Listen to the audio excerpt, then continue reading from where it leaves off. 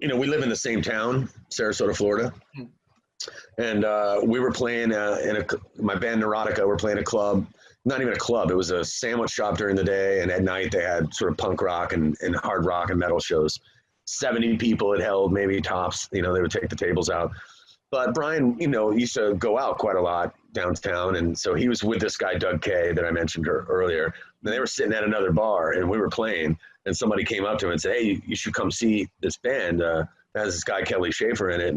And Doug Kay was familiar with me. And my other band is a band called Atheist. It's the band that I'm most famous for. And it's a very extreme metal band. So when Doug Kay heard that, he thought, oh, yeah, we don't need to go see that, you know. And Brian was like, come on, son, let's go check it out. So we were upstairs with the owner of this sandwich shop, smoking weed, actually, as we weren't supposed to be. And we looked down and we see Brian come in.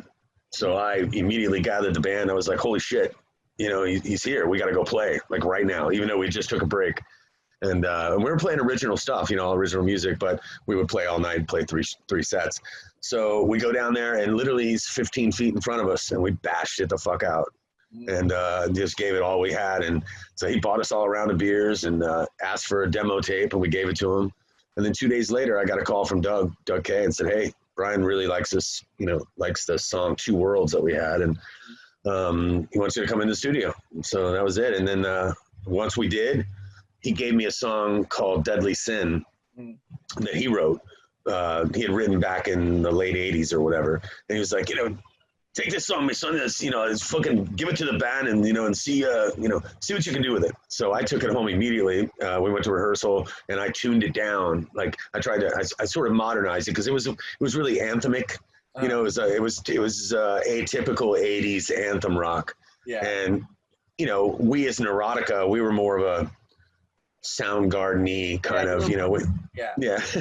So I was like, oh, I got to find a way to not piss off the king and still find my groove, you know what I mean? So I tuned it down on guitar to D and changed it and made it, you know, shung, shung, shung. And I brought it back into him and he was like, fucking hell, you know, this is fucking great. And I actually have a version of me and him doing it together. You know, the rewritten way. Yeah. And so I treasured that a lot, you know. But one of the weird things about his voice is he has such a that when you tune the guitars down, he has to sing higher. Yeah, right. It was like really fucking hard. And he didn't realize it either. We kind of realized it in the studio together because when has AC/DC ever done a drop D song? Right. And he does all of his vocals on a 58 microphone, which is non-traditional.